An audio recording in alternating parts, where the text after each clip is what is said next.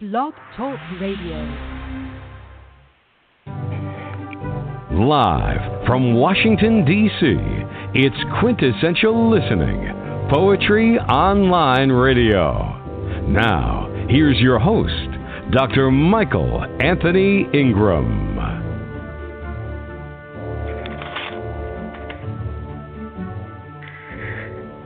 Good evening, everyone, and welcome to the program. Tonight's special guest is Linwood Jackson Jr. Unfortunately, due to some computer problems, technical problems, Linwood is not here, but do not fear.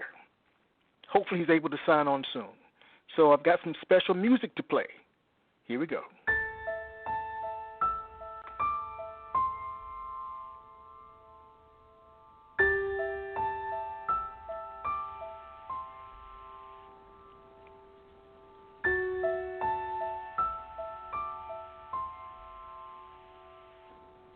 I think Linwood may be here. Linwood.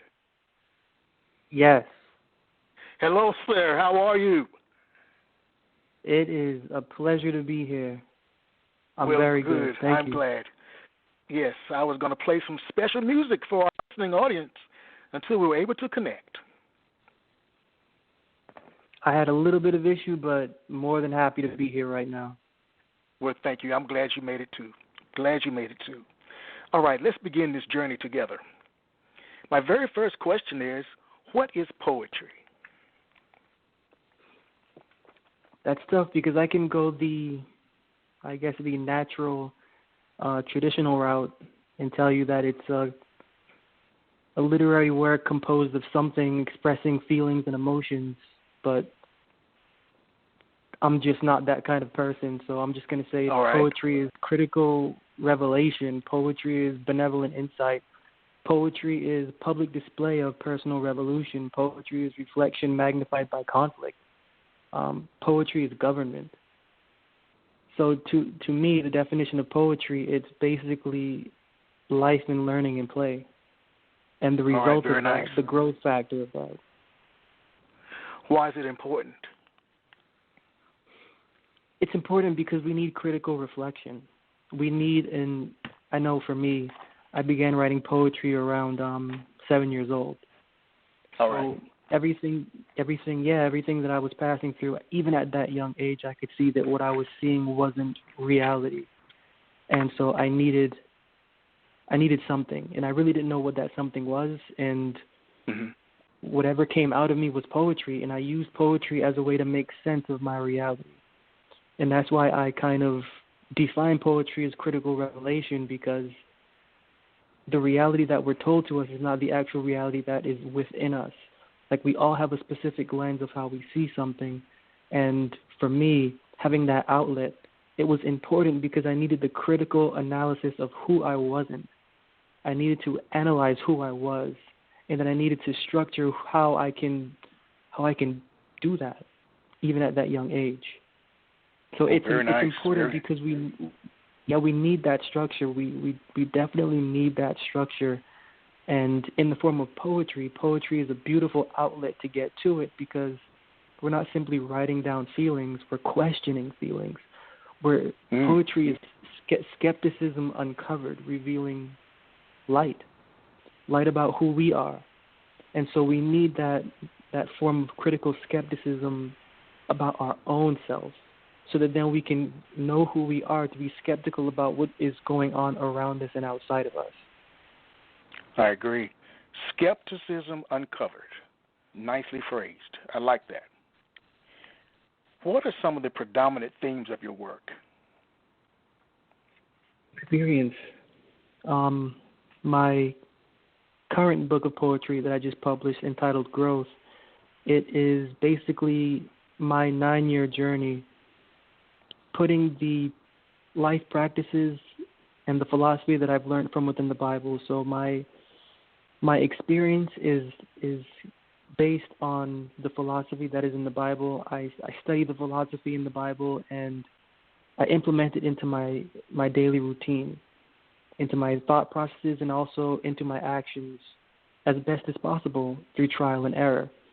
And so in my poetry is just a reflection of trial and error and the distinction showing that there really is no such thing as failure, because you can fall back a couple of times, but as long as you can just realize what you did wrong, which is, again, why poetry is so critical, to analyze where you've lost and then to see that what you've actually done, you haven't lost anything. You've actually won something by first thinking about it, and by 2, creatively articulating it, and 3, critically analyzing that creative articulation. And so for me, in my writings, that's exactly what my writings are about. They're about the criticisms of myself that I have found through establishing who I am, through trial and error, through failure and success, and through learning that no matter what, like, nothing matters. As long as you can keep comprehending where you fell off, you can never, ever go back to that again. So that's where the foundation of my writing comes from. Share a piece of your work. Will do. And I will actually share an unreleased poem. All right. And this one I entitled Teach Me. One thing I know, and one thing that is certain, is that you cannot be directed, coerced, instructed, or tamed. I know only one thing, and am sure about only one thing, and it is that you cannot be led, guided, counseled, or controlled. I know only frustration and disappointment when trying to entice you, or when trying to court your favor. I know sorrow and anxiety when thinking I can persuade you. Why are you so difficult? Who has created you to think? Why is your limit intelligently established? And so much so that you will not defy the boundary given to you. What more can I say but teach me your language? Educate me on your code of being, that I may be happy, healthy, confident, and industrious. What more can I say but teach me, when realizing that to war against you is to endanger my well-being? Teach me your conscience. Allow me to revere your standard, and I will never violate it, but will perfect it for well-roundedness. Teach me your voice. Familiarize me with the sound of your context, and I will forever serve your mind, honoring your knowledge until I die. Because it is impossible to predict your actions. Because it is impossible to know you. Feed me your character, and rehearse with me your dialect, that I may refresh my perception of you. Teach me how to cooperate with you, because I'm wasting time, and also myself, fighting against your force and trying to impose my own. Teach me. Beautiful, Linwood. Beautiful piece of writing. Teach me. Thank you. So powerful. As you think about poetry, how does a poem begin for you? With an idea, a form, or an image? I'm going to say neither. I'm going to say, for me personally, it's feeling. When I write poetry to celebrate my negative feelings, and I write poetry to celebrate my positive feelings. I'm celebrating my negative feelings because I know that when I'm feeling negatively, there's a reason for it. And so I need to understand that reason, and I need to celebrate the wrong that I feel is being done to me. By writing about that wrong, I can then come to a knowledge of what is right. And same thing with positive feelings. I write from a positive standpoint because something is good. And I want to know what that good is so I can keep on doing that good. So for me it's based on feeling. That's the only thing I can say. It's not imagery, it's not what it's feeling. It's what I'm going through, it's what I've been through, and it's what I anticipate to go through, despite the hope that I have, the disappointment I felt, and the vision that I see of myself in the future. So it's, for me, it's what I feel. It's what I feel now. It's what I felt before to add up to what I feel now, just to make sense of what I'm going through. All right. Do you think someone can be a poet if they don't feel emotions strongly? I think so. Tell me more. Yeah, when I think about poetry, I don't want to limit poetry to words, and I don't want to limit poetry to a page with ink. I don't even want to limit poetry to, painting on a canvas. I would say that poetry is, even if you don't think you are a poet, just look at yourself and how you're acting and behaving, because our behavior is a reflection of the poetry that we are. Our thoughts are also a reflection and can be poetic in essence, whether they're positive or negative. So I think anyone can honestly be a poet. It just depends on the outlet. All right. Share another one of your works. Of course. I'm going to take this one from my book Growth, and the title of this is called Growth. I have deceived myself of my worth, of my beauty, of my condition. I have lied to me about love, about ambition, about vision. Yet you remain. You see beyond the mess that I am, to coordinate your affection so that you don't have to leave, even if it is what you desire. You wonder why I die for you. You wonder why I stress over us. You wonder why I don't listen. When such a love overwhelms me, you think I don't know. You think I can't perceive, but I do. And I'm not afraid to ignore what is, so that I may have what should be. Because what is life? What is this? It is a repetitive sitcom that never tires. It is an unfolded tragedy unfolding anew. It is nothing desirable, but because of you, it is worth living. I live for you. I love for you. I am broken for you. I resurrect for you. I expect for you. I am patient for you. I am lenient for you. I starve for you. I am buried for you. I circulate for you. I know injury for you. I desire virtue because of you. I am a man through you. I will argue for you.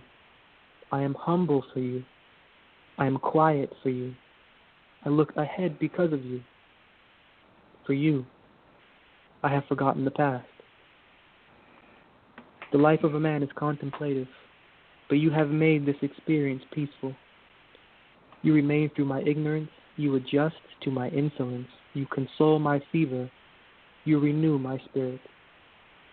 My wife, where would I be without you?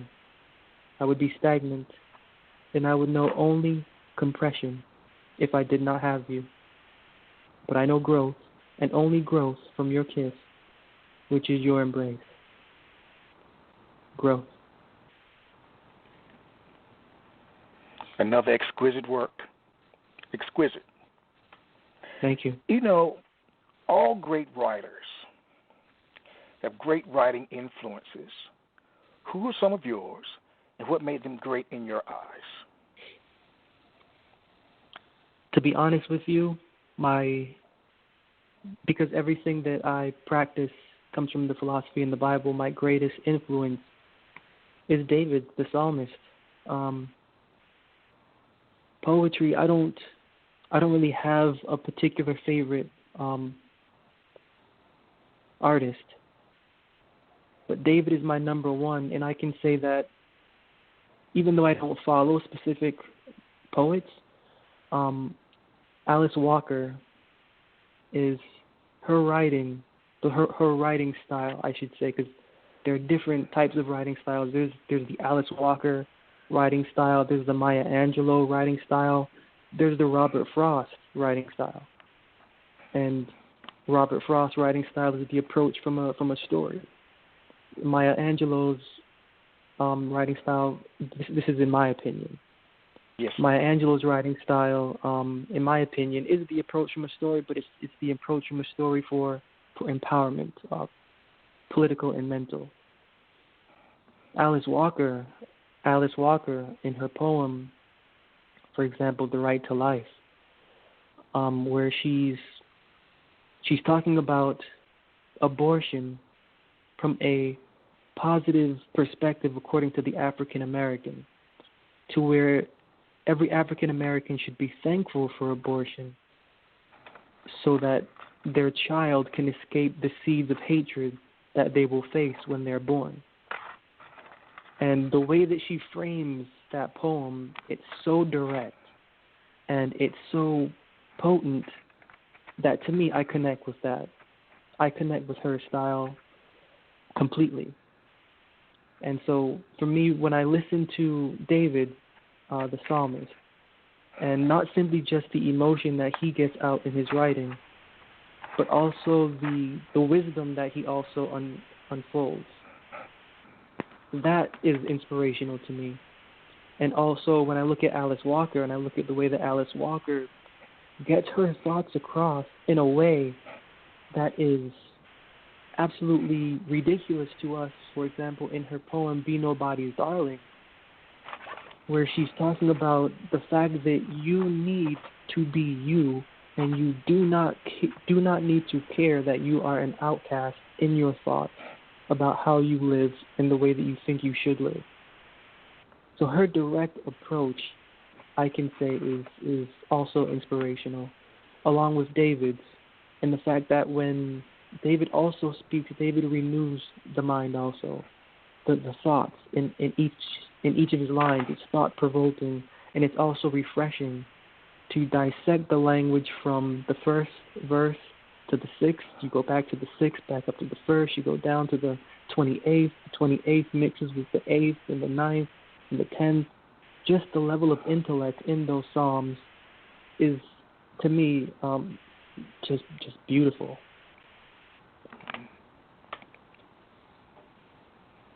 You know, all poets have several words that come up over and over again in their work, words that just can't help but use.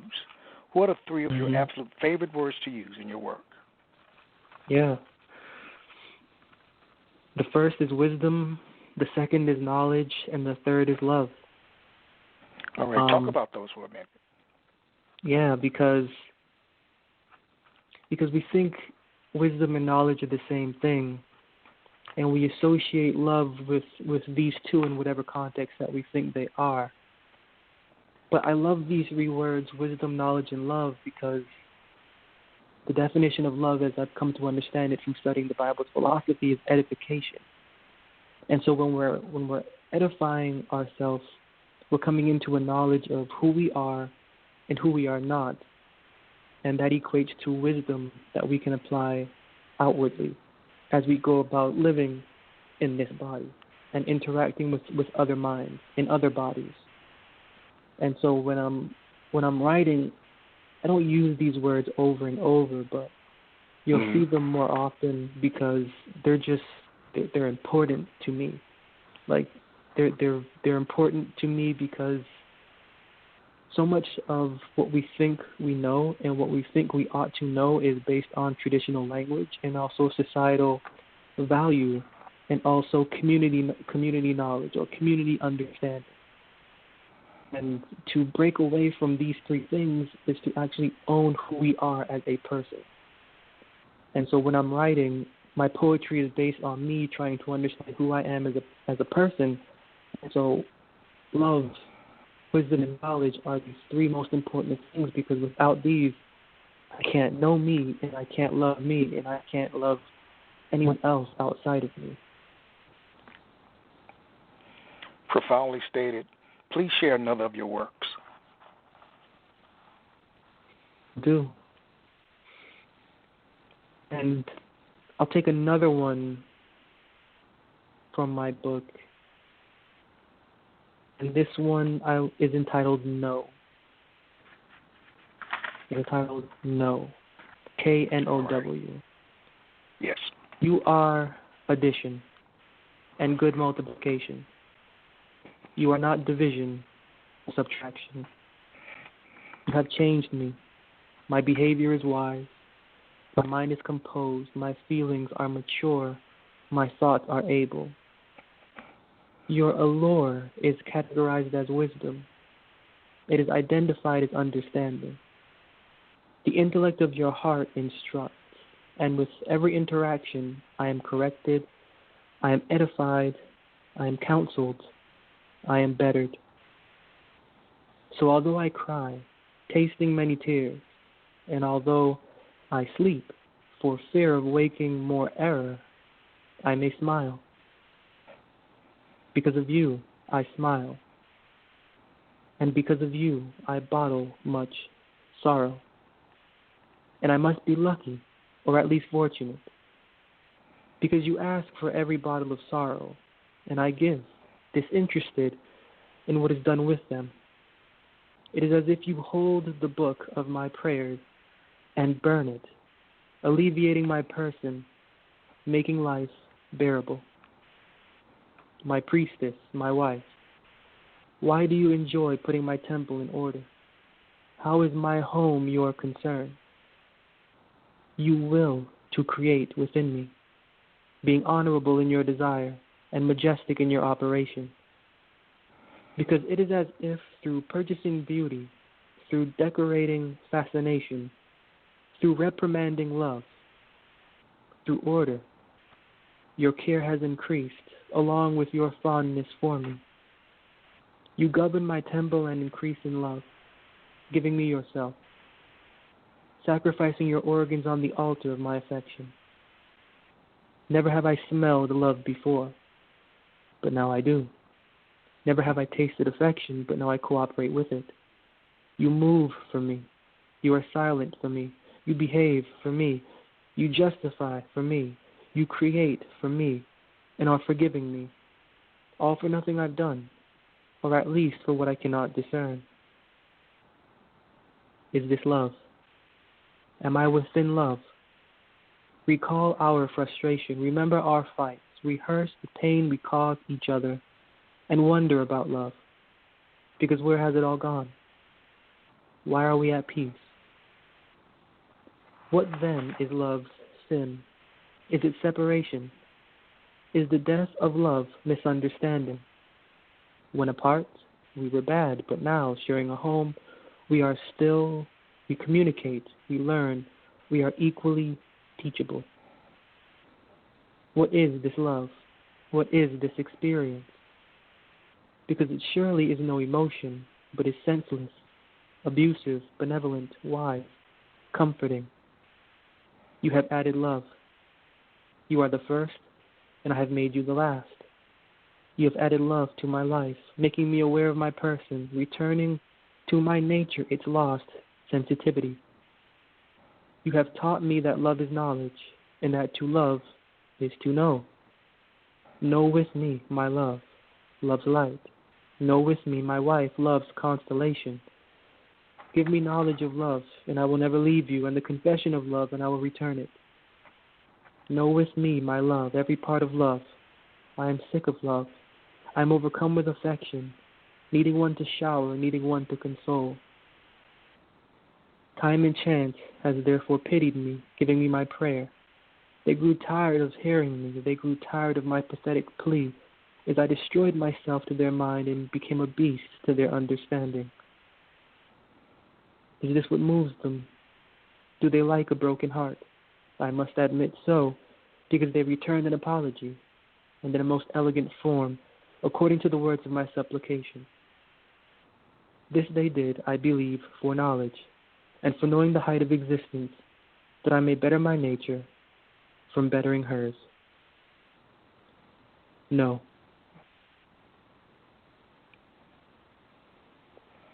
Wow. That one really needs to sink in. No. All Very nice, about Linwood. knowing. All Thank you. about knowing. Love. Knowing. All about knowing. Very nice. Now let's go back in time to the age of 7. Yep. Was there a specific experience where you learned that poetic language had power? Anything specifically come to mind? You're saying a moment in time where I sat down and started writing, or a specific experience that led me into discovering that I can actually sit down and write something to express what I'm thinking? Okay. Either one. Okay. I would say,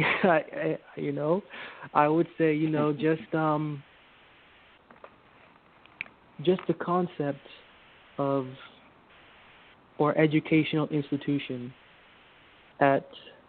even at that young age, realizing that something was missing from my education at school, and realizing that, in a sense, my parents were trying to overcompensate for what they were not doing with what the institution should be doing. And so recognizing that lacking, or that loss of instruction, practical instruction, both in school and at home, I began to realize that society was a little bit different. And I began to realize that the direction that I'm supposed to be going into is a direction where I must be numb. I have to be numb in my mind to be the sort of citizen I'm being raised to be. And that was very frustrating. And having no idea of why that was frustrating or how that could possibly be frustrating, but sensing inconsistencies in both of the worlds that I had at home and at school, then I realized I have to do something. I have to do something to understand me. I have to get this out. Something's killing me and I don't know how. So just sitting down and writing absolutely anything. And at that time, I wasn't raised in a religious house, but I was raised with the knowledge of a prevailing eye keeping watch over us. So most of my poems at that young time were me writing to that eye or that mind or that God that I knew was out there, was watching, but wasn't interfering in the loss that I felt. And that was the beginning of my poetry.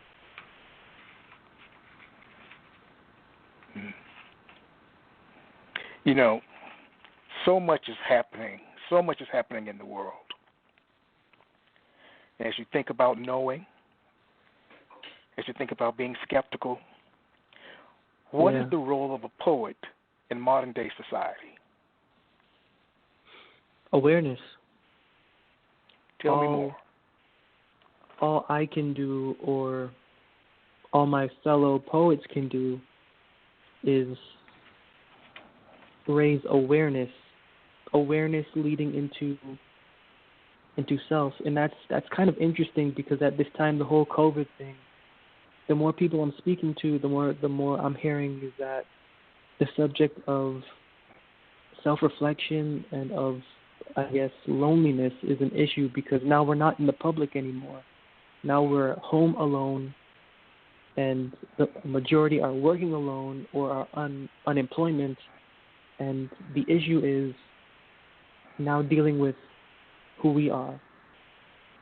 And so as we see society and the trend of society, whether it's political or religious or secular or whatever realm that we're involved in, that we take particular interest in, the issue of raising awareness for how to think and how to feel, how to act, and how to behave better, and how to reflect that in an articulate and creative and critical way. So to me, as I look at the poet, that number one job responsibility is raising awareness of not simply who you should be societally, but who the society within you should be. How it shouldn't be dictated, but how you should take control of it personally and dictate it into what it should be. Awareness. That's the only word I can think of. Is right. Because it's, everything that we, from the beginning of time, where it's been voices standing out for injustice or some specific injustice being defined by a group that another group doesn't see as an injustice. Awareness. The poet for society has to be a gauge of what to be aware of and what to be cautious about, not necessarily from what can harm you physically, but at this point in time and in this age, we're in an age of war through information. It's an information war that's going on. The warfare is not physical anymore. The slavery is not physical anymore. The slavery is mental, and it's getting to a point that it's pretty gross. And so, the true poet has to raise awareness to the harm that's happening both mentally and spiritually to their person and to other persons.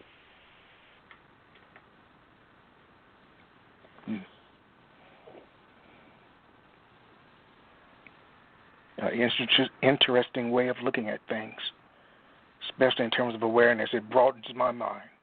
Thank you. Thank you. Share another of your works, please. This one is again taken from the book Growth. It is called Clarification. How short is time? This life. It is nothing. In the time encapsulating it, it is nothing at all. But a witness to the fact that we should live wisely in and with love, for so long as we are limited by time, and for so long as we will. And this is the lesson that you have taught me, that a certain will is joined to life. To have that will is to have life's intelligence catering to our mind, because we first accept subjection to life's mind, because we would be regulated by life's spirit, because we would listen to life for our obedience. Wisdom is given to beautify our experience, and knowledge to color our vision. Because you make life livable. You make life wonderful. The pain of circumstance, the aggravation of stimulus, the joy of abuse, the exhaustion of sorrow, is perfected by wisdom, and is hushed by understanding, that I may see you, and that I may discern your worth. I can't anymore think on what to feel sorry over. You have clarified my mind, and have cleared the conscience of my person, that I may enjoy me, and that I may also discern your worth. Yet there is, but not really, a downside to your presence. You add consciousness. So now, being conscious, I feel more and do truly observe more. There is pain when observing more. Before you, I observed less and felt neither joy nor sorrow. Yet knowledge distorts environment, and that distortion, although blessed, is but an aggravation of the heart's cord. So do I think your effect is bad? Should I? Maybe if I was another man. If I was another man, I couldn't take your revelation. But I am lucky that I am me, and that my inquiry is into myself, because I value you, who is my spirit. And know that if you leave, I will be empty. Clarification. Clarification. Let's take a brief break, and we'll be right back.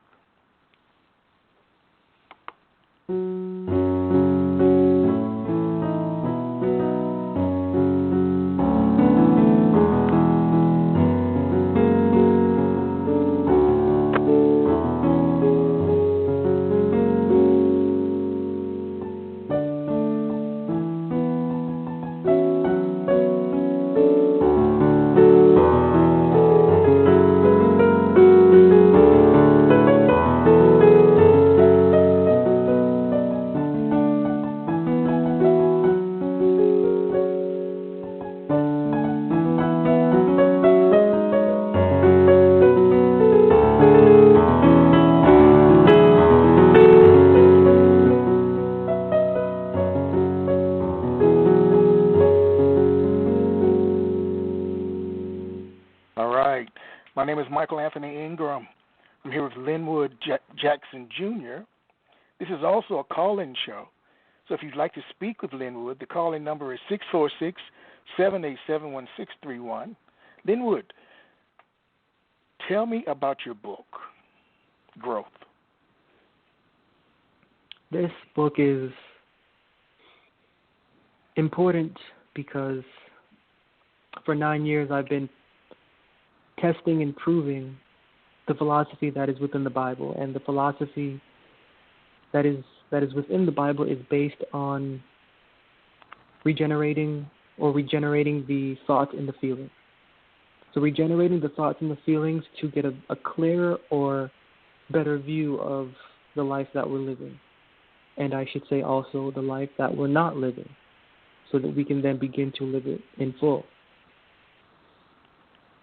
Each one of these poems really tells a story about the conflict of me learning how to marry my thoughts and my feelings to my character. And that's also something that's an issue, because that, for me, being told what to think about how I should be, both at home and by society, you kind of get lost about how you should personally think your own self, and you kind of get lost about how the person you should be. And so that the philosophy in the Bible that is important to me, because the liberation that it counsels on, the liberation of thought and feeling, that your thoughts and feelings should not be ultimately dictated by mother, father, best friend, teacher, expert in knowledge, or whoever we look to as some kind of substitute for the thinking that we should be doing. It is saying to ditch that substitute. You don't need that substitute. The information that you have thus far, good. So now let the information you have thus far be pruned and proved by the person that is within you personally. Experiment with it, examine it, test it, prove it, put it to the test to see if it really is you, and to see if it really is authentic. And if it's not authentic in a sense that it's you are defining authenticity. If it's not authentic, let it go, and realize that the fear that may come from you letting that go, that's all right. Take that fear and let that fear add knowledge to you as you just move in darkness to discover a light that is there for you. And growing up until this point in time, that has been a beautiful experience, because we're so locked into tradition in whatever field or sphere that we're in: education, home, church, sports. There's a traditional way of doing things, but when you simply just let go and stop caring about what you are made to care about, and to learn that you're a creation, and that what you're created to care about, it's not going to be what others care about, because you are a creation. When you learn to let go and to simply learn who you are and enjoy who you are, that the liberty that comes from that is something I try to capture in this book. And through each poem, although there is either a confession of conflict or satisfaction or dissatisfaction or insecurity or something that is human, there is, in the next maybe 3 poems after you read that one, based off of that one, there's a result. And you can see the gauge of person in each one of these poems from the 9 years that I began writing these poems up until this point in time. And I love this book because it's so me. And as I'm looking at it and reviewing it, and all of the interactions I've had with other people, I'm seeing that what's so me is so you and is so everyone else. And there's nothing separating us. We're all going through the same things. We're all going through the same thoughts. We're all feeling exactly the same way. But what we're not hearing is the story. We're not hearing anyone's voice. We're not hearing anyone relate or make relatable the struggle that it is to be human. And in this book, that's what this book is. This book is a human being learning not to necessarily cope with his human condition, but to rise above that condition, to instruct that condition, to be able to think and feel better so that he can regulate himself and not have that condition regulate him. And I think it's a beautiful book, and I'm glad that I put it out there into this world for every mind to come across. Is your book available on Amazon? It is available on Amazon. If you go into Amazon and you type my name, Linwood, and you write the word growth next to it, you'll see it pop up right there. Or if you go into Amazon and you type Linwood Jackson Jr., you'll see all my books show up, and then plus this book of poetry. How many books have you written? A total of 6 books. 7 Nice. books? Yeah. Well, when you and think about your my first book of poetry. Okay, beautiful. When you think about your works, your books, do you want each book to stand on its own, or are you trying to build a body of work with connections between each book? Yeah. That's a good question, because each book is an introduction to a subject that has to be emphasized and built up upon. And that's something that I already know going into publishing, that I'm publishing, this is the first installment, even though I'm not calling it a first installment in the title. I know that this is a body of knowledge that has to be emphasized and will be emphasized in the next book. And so with each book, there is enough written in there for that particular moment. It's almost like a suspense, or, you can only handle so much in a particular lecture at a specific time, a 45-minute period, and then after that, the brain just goes off. So, like, each book is just grounded in an introductory thought that will then be emphasized in the next book, and then greater emphasized in the next book, and then greater emphasized in the next book. Share another poem, please. Again, from my book, Growth. This is entitled Rare. Your light and dark hair, your thick and soft skin, your sure and intelligent hands and feet, your strong legs, your nourishing breasts, your wise lips, your understanding eyes, the rare shape and structure of your form, the course of your tongue, the benevolence of your thighs, the comfort of your arms means nothing to the essence of your person, or the revelation of your disposition, the beauty of your individuality, the allure of your mind. I love you, my love. I love every part of you. I love you, my spirit, my soul's greater portion. I love every part of you, and I love what you are not. Isn't this love? Have you never edified me? Have I never seen who you are? Am I ignorant of your ugliness? Have you never let me understand you? That you are complicated because you love, and because you love, you are complicated. My dedication to you is authentic. My devotion to your lips is real. Because although you are imperfect, you remember my frailty, and because of your response to my weakness, and of your thoughts toward my condition, I am inclined to make your existence lighter and to edify myself on how to do so. Love works. Love balances. If we never took turns engaging humility, we would fail.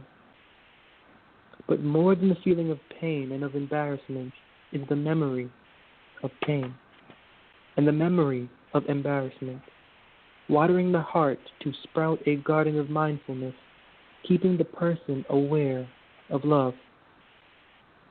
You are rare because of your love's spirit. Your love is developed. Your love is recovering. Your affection is genuine. You naturally care. I admire you, my love. I admire you because of your thoughtful generosity. Where can a man find such a woman? What man has such a woman? On earth, you will never find her. Under the earth, you won't see her. If looking above the earth, you will be deceived. If born without her, you have no hope. I died with you, and when you awoke, you put your mouth on mine, and your hand ever so gently on my face, and gave me your breath, opening my eyes, and made love to me.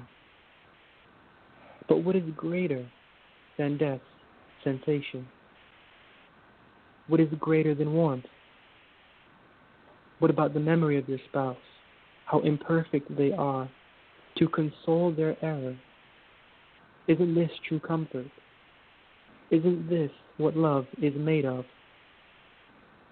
How am I mindful of this, and no other man is? How am I mindful of this, and no other woman is? Everywhere and in every place, there are women, yet not one of them knows the meaning of humility. Everywhere and in every place there are women, and none are wise to love. The species born to love and born to feel are more than their opposite, and they do not know or have knowledge of true and timeless affection. My heart is broken. My heart is broken for earth's condition, because where there are no women, there is no counsel. I have seen many women and yet continue to do so, and with all that I have seen from every place, none know the meaning of being still, being compromised by a love within their nature. But when I look at you, my love, I can see that you are rare, being no different from what I do see, but being mindful of your nature to instruct it. Because you instruct you, you can instruct me, and because I learn from you, I can be who I truly am, so that you can never be ashamed of who you are. My wife, feel my love, and continually regenerate. Show your face, and let me love you. Let me love you because you love you. Let me love you because I love me. Let's make love because we are love, and let's create love because we are spirit. Rare. You know, they say that to see the world with complete honesty, you should look to comedians, artists, and poets what do you think emerges naturally from your work? What emerges from you? What emerges from me? That's a tough question because that's a tough question because I would love to. That's why they pay me the big bucks. It's so funny. It's so funny because so many people, they tell me, if only you could see yourself, you would know. You would know what your words are saying. Because every time my response, what I say to make them respond to that is, I have no idea how my words impact. And so their response is, if you could only see you, if you could only step out, if you could just widen that box of yours a little bit more. But for me, as I look back at what I write, and as I look back at the experience within those writings, it's more of mindfulness.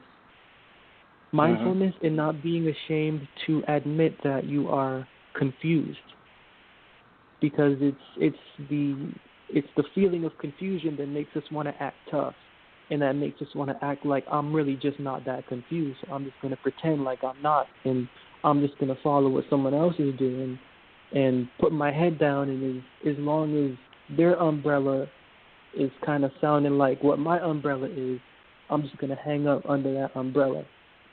And so in my writings, it's more of, don't be afraid to feel, especially if you are male.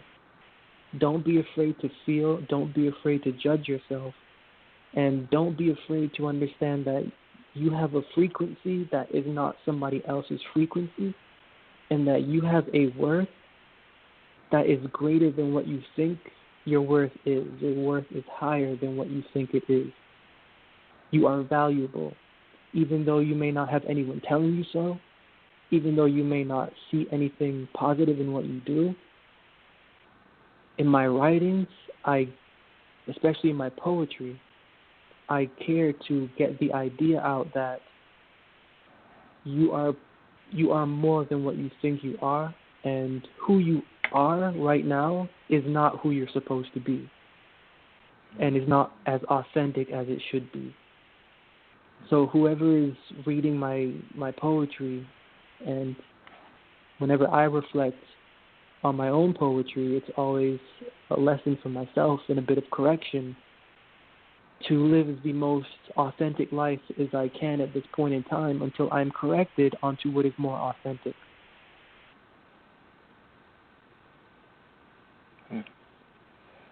I like that. You've written a number of books. Does writing energize or exhaust you? Writing does not exhaust me one bit, because I can tell. And I'll say the flip too. It doesn't energize me either. So it doesn't energize me and it doesn't exhaust me. It humbles me, because when I can sit down and write, I'm actually learning about the person that is within me. I understand that the way I look on the outside, that's not who I am on the inside. The muscles and the bones and the face structure and the eyebrows and the hair and all of that, that's not who I am. I am constricted to this form. Who I am is inside, and every time I write, every time I sit down to write, I'm getting closer to who I am, and so I'm neither energized about it, because I'm realizing that who I am isn't actually who I think I am, so it's a reflection, and I'm not exhausted by it, because I'm more enlightened to who I am, and that enlightening is encouraging for me to live genuinely. And so when I write, it's more of that necessary humility that I need, that I know I need, and also a bit of self-discipline and instruction that I can't get from anyone else, because nobody else is me, and nobody else is going through what I'm going through, even though they're seeing my life. And even though I'm seeing their life, I can only advise them so much. And so writing is a tool or instrument to instruct and to counsel and to correct and to get the imagery straight of what we perceive reality to be and what it should not be. So when I do write, it's not energizing and it's not exhausting. It's I guess the middle ground is alleviating or refreshing. Right. Yeah.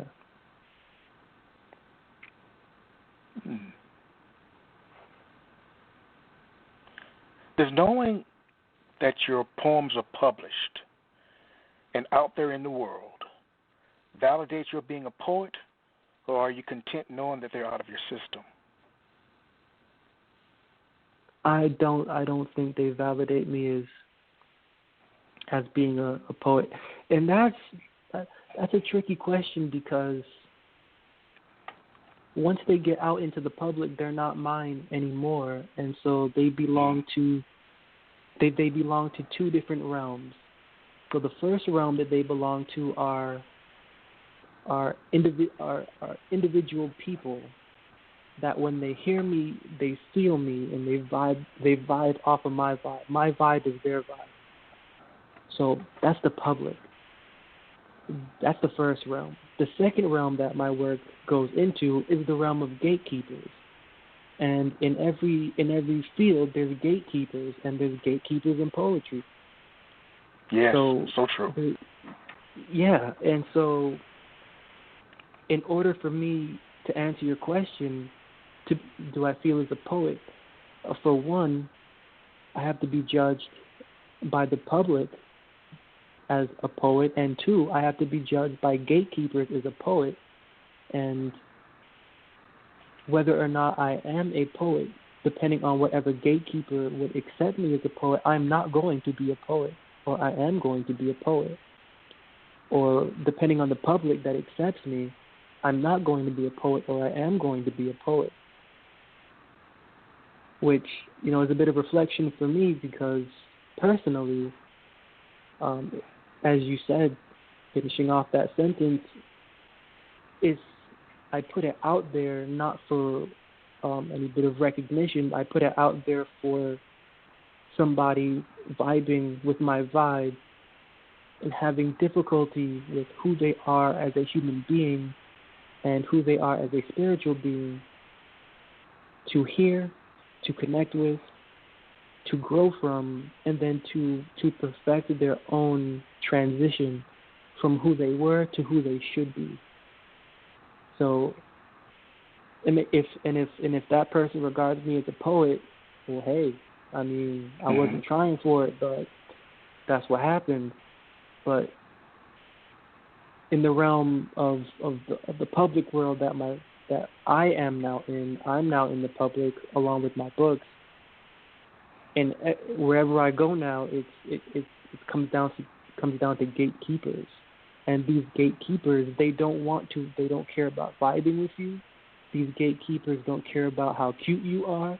These gatekeepers don't care about how eloquent you are. These gatekeepers, they have an agenda, and if what you're saying doesn't follow that agenda, you're not going to be who they think you should be, or you are going to be who they think you should be. But for that other realm, the public, the individuals that are out there in this world that are supporting me and that have my same level of frequency and that see me and that read my works and that value who I am, to them I will be a poet. And honestly, that's really all that matters to me. We've almost reached the end of the program, Linwood. But I think we have time for one more poem from you, if that's possible. Oh, yes. And and I will actually end this with a poem that is not in my book, and it is called Then Meets the Eye. It is called Then Meets the Eye. Your trust is phenomenal. There is nothing within me worth trusting, yet you lend confidence, putting faith in me. Why do you trust me?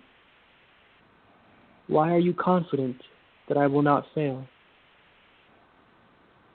How is it that you know, even above my own self, my worth? I know that you know I'm imperfect. I know that you know I'm unbalanced. I know that you see and hear without error.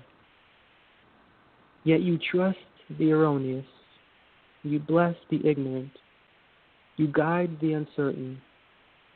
And you do so effortlessly, as if seeing more than meets the eye. Your blessing is rare. I know only judgment from how I look, and I know the opinion of the beholder, that it is determined from what is outwardly perceived and not from what is within. You see what is within and judge. You acknowledge my heart and then decide, which is rare for someone judged for their imperfect constitution. If beauty is in the eye of the beholder, then how misunderstood is the definition of beauty? You behold what is hidden. What is unknown is magnified to your eye, and from what is revealed, you love. So then thank you, and bless you, for seeing who I am, for what I am not. Thank you, and bless you, for caring for who I am, and for respecting who I am not. The price to pay for faith is love, and from your demonstrated faith in me, I can freely love who I am.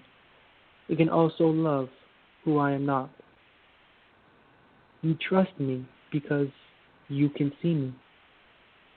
You trust me because your intuition has taken knowledge of me.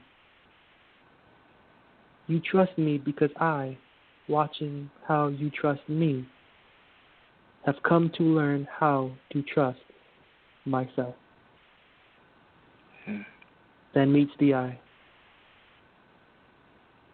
Wow. You're a powerful man. Much appreciated. Your work transcends space and time. I like that. One last question from me. When people hear your work, I'm sure they usually want more. What's next for you as a poet? As a poet, well, took 9 years to make this one, so back into the womb for another 9 years.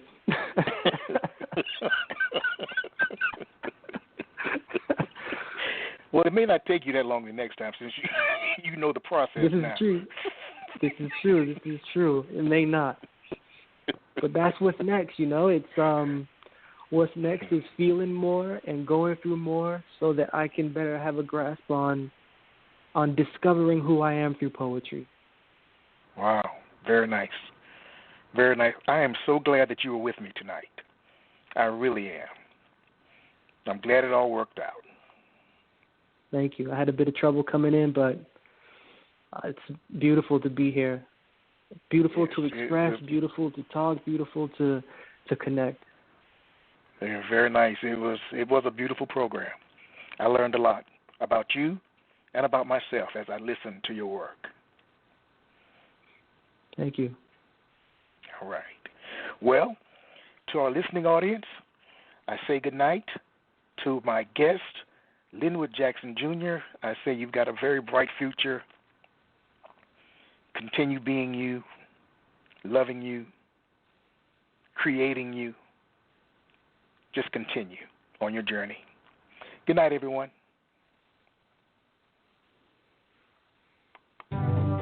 You have just listened to the Quintessential Listening Poetry Online Radio Podcast with your host, Dr. Michael Anthony Ingram. Subscribe to our podcast on iTunes, Spotify, or Stitcher. And make sure to catch our next episode.